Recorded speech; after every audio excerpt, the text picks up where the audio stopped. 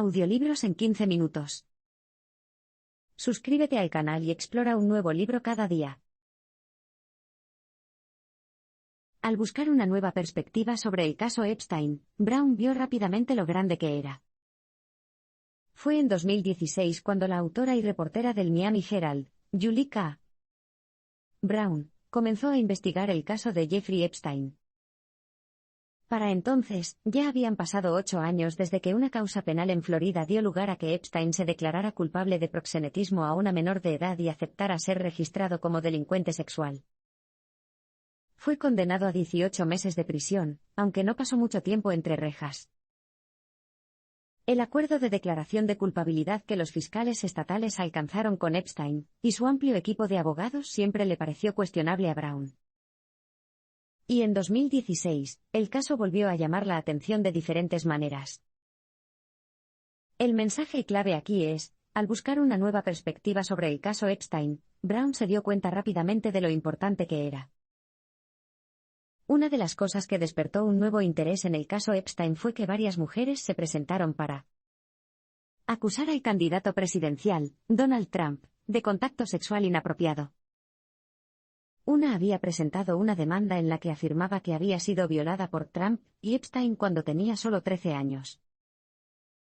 Al mismo tiempo, un análisis superficial mostró que, desde que se cerró la causa penal de 2008, mujeres habían presentado alrededor de 30 demandas civiles con historias similares de haber sido atrapadas por Epstein y obligadas a realizar actos sexuales. Aún así, todo esto eran noticias antiguas. Nada de eso encajaba en el tipo de informe de investigación que Brown esperaba que su editor aprobara. Pero luego, después de que Trump ganara las elecciones, surgió otro ángulo tentador. El acuerdo de culpabilidad de 2008 había sido organizado en gran medida por Alexander Acosta, quien era fiscal de los Estados Unidos para el Distrito Sur de Florida. Y en abril de 2017, Trump eligió a Acosta para convertirse en el nuevo secretario de Trabajo de los Estados Unidos. La participación de Acosta en el acuerdo de culpabilidad no estaba recibiendo mucha atención por parte de la prensa, y esta nueva perspectiva bastó para que el editor de Brown accediera a analizar más a fondo lo que había sucedido. Esta investigación reveló un nivel de injusticia escandaloso. Si bien el acuerdo de culpabilidad se basó en uno o dos casos de lo que se denominó prostitución de menores de edad, la policía y los fiscales sabían de literalmente docenas de víctimas. Y no era difícil darse cuenta de que estas mujeres probablemente solo eran la punta del iceberg. Epstein tuvo un misterioso ascenso a la riqueza y los privilegios. Desde el principio, lo que Brown realmente quería hacer era contar las historias de las víctimas de Epstein. Esto era algo que otros reporteros no habían hecho. Pero, por supuesto, no iba a ser fácil. Muchas de las mujeres que se presentaron contra Epstein no querían que sus nombres formaran parte del registro público. Estaban listadas como Jane Doe 1, Jane Doe 2, etc. También estaba el hecho de que muchas de las mujeres que se presentaron en 2008 ahora, como es comprensible, buscaban seguir adelante con sus vidas. Por lo tanto, Brown tardaría mucho tiempo y esfuerzo en hablar con los abogados y localizar a las mujeres dispuestas a hablar con ella. Mientras tanto, aprendería más sobre el misterioso financiero con un pasado inusual. El mensaje clave aquí es, Epstein tuvo un misterioso ascenso a la riqueza y los privilegios. Epstein nació en Brooklyn el 20 de enero de 1953. Era claramente un niño inteligente. A menudo ayudaba a sus compañeros de clase del estudio con sus deberes, y se saltaba tanto el tercer grado como el séptimo grado, y finalmente se graduó de la escuela secundaria a los 16 años. Algunos de los que lo conocieron en ese momento lo consideraron un prodigio tanto en matemáticas como en piano. A partir de aquí, las cosas se ponen un poco más turbias. Tras asistir unos años a la Universidad de Nueva York, pero sin graduarse, en 1974, Epstein fue contratado como profesor de matemáticas en la Escuela Dalton, una distinguida escuela preparatoria de Nueva York.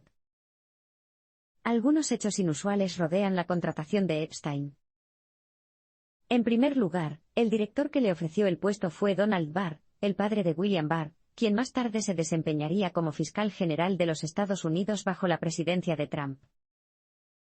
Curiosamente, en 1973, Donald Barr también había publicado un libro titulado Relaciones espaciales, en el que extraterrestres prósperos secuestran y obligan a los humanos a ser esclavos sexuales. Barr dejó misteriosamente la escuela poco después de contratar a Epstein, y el director interino informó que algunas alumnas se sentían incómodas con su nueva profesora de matemáticas. Pero en 1976 Epstein había pasado a trabajar en la popular firma de corretaje Bear Stearns. Sigue siendo una pregunta abierta cómo un hombre sin título universitario ni experiencia se convierte primero en profesor de preparatoria, y luego en autodenominado estratega financiero para los multimillonarios. Pero al cabo de unos años, Epstein aparecía en revistas y afirmaba que solo aceptaba clientes con al menos 9 ceros en su informe anual de ganancias. En julio de 1980, la revista Cosmopolitan lo coronó como soltero del mes. Los archivos policiales y los registros judiciales revelaron un patrón inquietante de abuso. A finales de los 80, Epstein comenzó a acumular una fortuna incalculable trabajando como una especie de solucionador financiero y asesor para algunas de las personas más ricas del mundo. Durante ese tiempo, comenzó a comprar propiedades para sí mismo en lugares como la ciudad de Nueva York, París y Palm Beach, Florida. Incluso compró una isla en las Islas Vírgenes de los Estados Unidos y construyó un imponente complejo en ella. Sin embargo, cuando no estaba de viaje, estaba a menudo en su mansión de Palm Beach. Y fueron el jefe de policía de Palm Beach, Michael Raita, y el detective Joe Recarey quienes llevaron a cabo una de las investigaciones policiales más convincentes contra Epstein. Todo comenzó en 2005, cuando una niña de 14 años fue atraída a la mansión de Epstein. El mensaje clave aquí es, los archivos policiales y los registros judiciales revelaron un patrón inquietante de abuso. Casi 10 años después del acuerdo de culpabilidad de 2008, Raita y Recarey seguían molestos. Tanto es así que dudaban en ser entrevistados para la investigación de Brown. Sin embargo, al final reconocieron su compromiso y la ayudaron a sortear las montañas de informes y expedientes de casos civiles, una tarea ardua y lenta que había hecho que otros reporteros se alejaran de la noticia. Pero Brown empacó las cajas en la habitación de invitados de su pequeña casa y se puso a trabajar. Los archivos y las declaraciones de las docenas de víctimas mostraban una operación alarmantemente coherente. Epstein, junto con su exnovia Ghislaine Maxwell, se aprovecharon de niñas menores de edad que necesitaban dinero, atrayéndolas a su mansión de Palm Beach con la promesa de cientos de dólares para darles un masaje, o simplemente pasar el rato con un hombre mayor rico que tenía dinero para gastar. Cuando llegaron, se les pidió a las niñas que dejaran sus nombres y números de teléfono en la puerta, lo que los convirtió instantáneamente en parte de la base de datos de Epstein. Los relatos fueron consistentes, los escoltaron a una habitación donde les esperaban una camilla de masaje y un sofá de color neón. A las chicas se les dijo que Epstein vendría, y le darían un masaje y luego les pagarían 200 o 300 dólares. A menudo, el dinero ya estaba allí. Luego entraba Epstein, con una toalla alrededor de la cintura. Se acostaba sobre la mesa y las chicas empezaban a masajearle la espalda y las piernas. Epstein siempre se quitaba la toalla, se exponía y luego les decía a las chicas que se desnudaran hasta quedar en ropa interior. Empezaba a acariciarlas y a masturbarse mientras les decía lo bonitas que eran. Al terminar, Epstein les decía a las chicas lo apreciadas que eran, cuánto le gustaría volver a verlas, y cómo podrían seguir ganando aún más dinero. Tras el arresto de Epstein, las cosas cambiaron con los fiscales estatales. Epstein y Maxwell sabían cómo atacar a las niñas vulnerables, y Florida estaba llena de familias que luchaban por salir adelante. Con la promesa de ganar más dinero, algunas chicas regresaron a la casa de Epstein solo para descubrir que su intención era convertirse rápidamente en violación. A veces se obligaba a las chicas. Otras veces les decía que tuvieran relaciones sexuales con Maxwell o con otras personas que visitaban o asistían a sus fiestas. Por lo general, a las niñas que eran atraídas a la mansión de Epstein también se les decía que podían reclutar a otras niñas menores de edad. Como esta era una forma de ganar dinero sin interactuar con Epstein, a menudo funcionaba, como un degradante esquema Ponzi. Una chica afirmó que había traído al menos otras 25 personas a Epstein, y no fue la única que lo hizo. El mensaje clave aquí es, tras el arresto de Epstein, las cosas cambiaron con los fiscales estatales. Finalmente, en 2005, una de las víctimas de Epstein contactó con la policía de Palm Beach, que inició una larga investigación encubierta, que incluyó vigilancia las 24 horas del día. En los meses siguientes, la policía habló con docenas de niñas más que contaron historias similares sobre cómo las atrajeron con dinero en efectivo y luego las maltrataron. Algunos fueron trasladados a lugares lejanos a bordo de los aviones privados de Epstein. A algunos se les quitaron el pasaporte y el teléfono mientras estaban atrapados en su complejo en las Islas Vírgenes. Muchos de ellos fueron amenazados por Epstein y sus cómplices, y luego por sus abogados. Epstein supo desde el principio que estaba siendo investigado. Y cuando llegó el momento de emitir la orden de arresto, Epstein sabía que se acercaba la redada en su mansión de Palm Beach. Era bien sabido que Epstein tenía cámaras y computadoras en toda su mansión, pero cuando llegaron los oficiales de policía de Palm Beach, lo único que encontraron fueron cables colgados. Epstein no era solo un inversor financiero. También invirtió en políticos de ambos lados del pasillo, en cualquiera que pudiera acabar siendo útil. Fue particularmente un gran donante para los políticos de Palm Beach. A medida que avanzara el caso contra Epstein, la pregunta sería, ¿qué tan influyente fue su dinero? A pesar de la abundancia de pruebas, el caso siguió recibiendo la resistencia de los altos mandos de la Fiscalía Estatal. En lugar de esforzarse por presentar un caso lo más sólido posible, como en su momento la fiscal adjunta Anne-Marie Villafaña esperaba hacer, hubo negociaciones constantes con los abogados de Epstein sobre cómo llegar a un acuerdo de declaración de culpabilidad que fuera aceptable para el acusado. Los detalles del acuerdo de declaración de culpabilidad plantean muchas preguntas sobre la justicia y la equidad. A medida que continuaban las negociaciones entre los abogados de Epstein y la Fiscalía del Estado, quedó claro que muchas de las víctimas estaban siendo marginadas, lo que no es raro en estos casos. Los fiscales debatieron la confiabilidad de los testigos que probablemente serían calificados de prostitutas por la defensa. Algunas habían recurrido a las drogas y al alcohol para aliviar el dolor de lo que les había sucedido, lo que pudo haber hecho que el equipo de la Fiscalía considerara que estas jóvenes eran aún menos confiables. Pero esa no era la única razón. A medida que continuaban las negociaciones, la policía estaba encontrando más pruebas y más víctimas, pero los fiscales seguían rechazándolas. Raita y Recarey se quedaron estupefactos. Claramente, estaba pasando algo más. De hecho, empezaba a parecer que el Estado iba a arruinar su propio caso. El mensaje clave. Aquí es, los detalles del acuerdo de declaración de culpabilidad plantean muchas preguntas sobre la justicia y la equidad. Hay varios aspectos controvertidos en el acuerdo de culpabilidad de Epstein. Primero está la forma en que se llegó. En lugar de simplemente presentar cargos contra Epstein, se anunció apresuradamente la creación de un gran jurado, sin que los testigos tuvieran tiempo de prepararse. De hecho, los fiscales solo tenían previsto llamar a una víctima para que testificara. La evidencia era abrumadora, había docenas de chicas, y aquí la estaban debilitando a propósito. Fue entonces cuando Recarey supo que el fiscal principal, Barry Krischer, estaba intentando enterrar el caso. Luego, el 12 de octubre de 2007, cuando ambas partes seguían librando encarnizadamente negociaciones, el fiscal de distrito de los Estados Unidos, Alexander Acosta, se reunió con uno de los abogados más caros de Epstein, Jay Lefkowitz. Una carta de Lefkowitz detalla el acuerdo alcanzado durante esa reunión y que implicaba la promesa de que las víctimas del caso no serían notificadas del acuerdo de declaración de culpabilidad pendiente. Esto es preocupante por varias razones, pero desde un punto de vista legal, es un problema porque la Ley de Derechos de las Víctimas de Delitos exige específicamente que las víctimas tengan derecho a ser notificadas y a testificar ante el tribunal, incluso si se está negociando un acuerdo con la Fiscalía.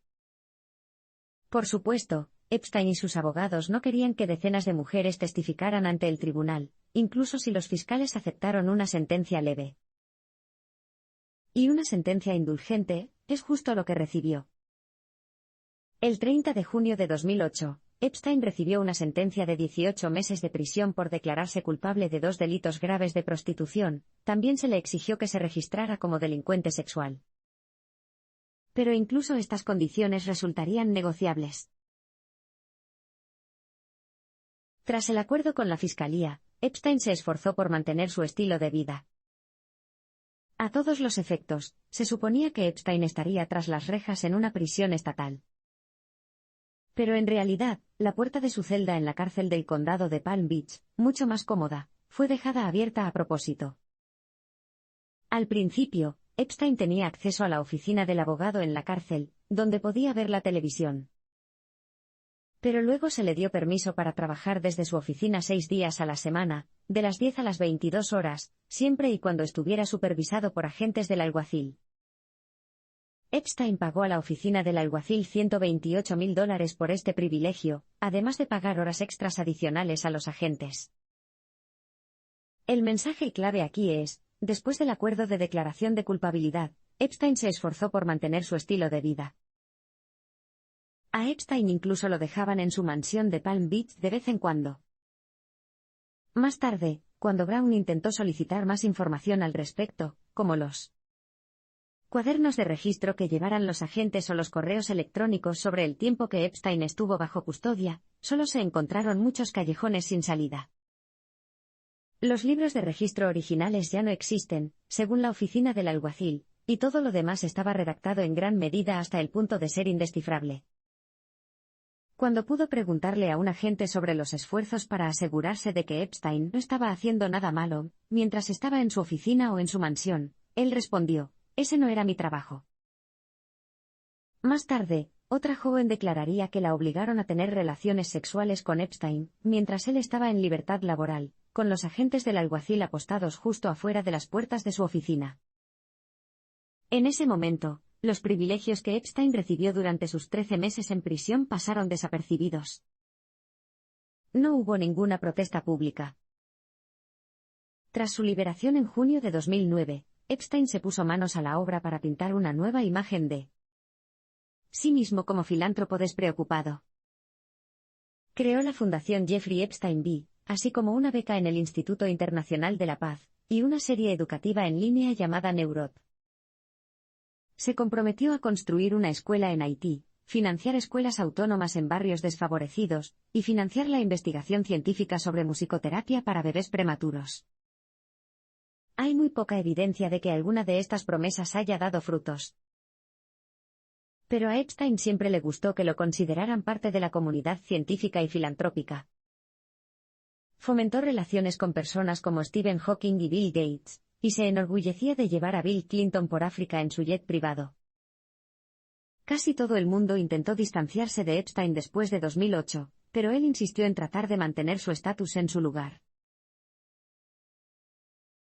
El informe de Brown reavivó el interés en el caso Epstein e impulsó al FBI a volver a actuar. Gracias a la diligencia y el ingenio, Brown logró localizar y reunirse personalmente con algunas de las mujeres de las que Epstein había abusado a lo largo de los años. Como parte de su artículo para el Miami Herald, quería crear un documental que permitiera a las personas escuchar a las propias víctimas, algo que el acuerdo de culpabilidad de Epstein les negó. Este vídeo acompañaría a un artículo titulado Perversión de la Justicia, en el que se detallaban las formas en que se manejó mal el caso penal de 2008. El artículo y el vídeo se pusieron en línea el 28 de noviembre de 2018. Al día siguiente, la historia se había difundido en las redes sociales, y estaba siendo recogida por los medios de comunicación de todo el mundo. Brown esperaba que eso marcara la diferencia, pero no estaba exactamente preparada para lo que siguió. El mensaje clave aquí es, el informe de Brown reavivó el interés en el caso Epstein e impulsó al FBI a volver a actuar. Las personas que se enfrentaron a Epstein se enfrentaron a una experiencia común de acoso. Eso significaba llamadas telefónicas de abogados amenazantes, acoso por parte de investigadores privados, llamadas misteriosas a todas horas de la noche, y matones a sueldo que hurgaban en los cubos de basura en busca de algo que usar en tu contra. A veces daba miedo, pero en 2018, las tácticas de Epstein no iban a funcionar. El informe de Brown llegó justo en medio del movimiento Almohadilla Metoo, que estaba cambiando la forma en que se manejaban los casos relacionados con el abuso sexual y el maltrato. En este ambiente, más mujeres dieron un paso adelante, como Virginia Giuffre, quien declaró que cuando tenía 17 años fue objeto de trata sexual por parte de Epstein, y Maxwell y la obligaron a mantener relaciones sexuales con el abogado de Epstein, Alan Dershowitz, y el príncipe Andrés, de la familia real británica. Tanto el FBI como la oficina del fiscal de los Estados Unidos en el Distrito Sur de Nueva York abrieron casos contra Epstein. A medida que se abrían nuevas investigaciones, se empezaron a transferir grandes sumas de dinero de Epstein a sus conspiradores, entre ellos Sarah Kellen, que supuestamente estaba a cargo de organizar la agenda sexual de Epstein, y Leslie Groff, que administraba su oficina de Nueva York. Los fiscales ven estos pagos de entre $100,000 y $250,000 como dinero secreto, un recordatorio de que hay que guardar silencio cuando la gente empieza a hacer preguntas. Sin embargo, hicieron poca diferencia. El FBI arrestó a Epstein cuando su jet privado regresaba de Europa, y aterrizaba en Nueva Jersey el 6 de julio de 2019. Los cargos fueron un cargo de tráfico sexual de menores, y otro de conspiración para dedicarse al tráfico sexual de menores. Además, el tribunal dejó en claro que podrían presentarse más cargos. Tras el segundo arresto de Epstein, se desarrollaron una serie de eventos extraños. Poco después del arresto de Epstein, Acosta renunció como secretario de Trabajo de la administración Trump. Al principio, trató de explicar el acuerdo con la Fiscalía y la violación de la Ley de Derechos de las Víctimas de Delitos, pero las excusas eran engañosas en el mejor de los casos y la prensa no cedía. Trump aceptó su renuncia justo antes de la audiencia de fianza de Epstein. El mensaje clave aquí es, tras el segundo arresto de Epstein, se desarrollaron una serie de eventos extraños. Esta vez, las víctimas pudieron hablar. En la audiencia de libertad bajo fianza, el 18 de julio de 2019, una niña declaró que Epstein había abusado sexualmente de ella desde los 14 años, otra dijo que tenía 16. Ambos esperaban que el juez le negara la libertad bajo fianza, que es exactamente lo que hizo. Pero luego, unos días después, empezaron a suceder cosas extrañas. El 23 de julio, Epstein fue encontrado inconsciente en su celda con heridas en el cuello. No había estado solo. Nicholas Tartaglione, un ex policía acusado de múltiples asesinatos, era su compañero de celda. El abogado de Tartaglione afirma que los dos se llevaban bien, y que su cliente no tuvo nada que ver con sus lesiones. Aunque la celda tenía una cámara, el vídeo del incidente desapareció misteriosamente. Epstein fue puesto bajo vigilancia por suicidio, pero esto terminó el 30 de julio.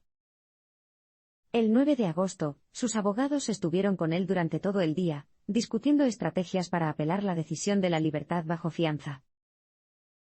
Pero ese mismo día, el nuevo compañero de celda de Epstein, un traficante de drogas llamado Efraín Stone Reyes, fue trasladado a una cárcel privada cercana para testigos cooperantes.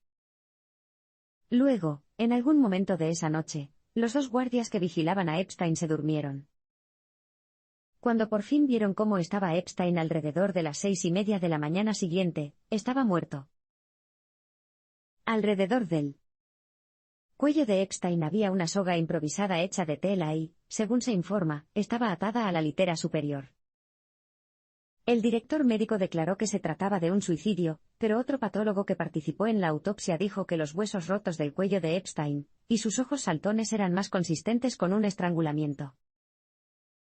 Los abogados de Epstein no aceptan la conclusión del suicidio. Brown tampoco. Hay demasiadas cosas que no cuadran. De cualquier manera, es profundamente frustrante que tantas preguntas hayan quedado sin respuesta. Parte de la atención se ha centrado en la compañera de Epstein, Ghislaine Maxwell, y sus otros cómplices. Los juicios están pendientes y se ha creado un fideicomiso para llegar a acuerdos para sus víctimas. Hasta ahora, más de 175 supervivientes han presentado reclamaciones, y se han pagado más de 67 millones de dólares. Puede que no sea justicia, pero es algo.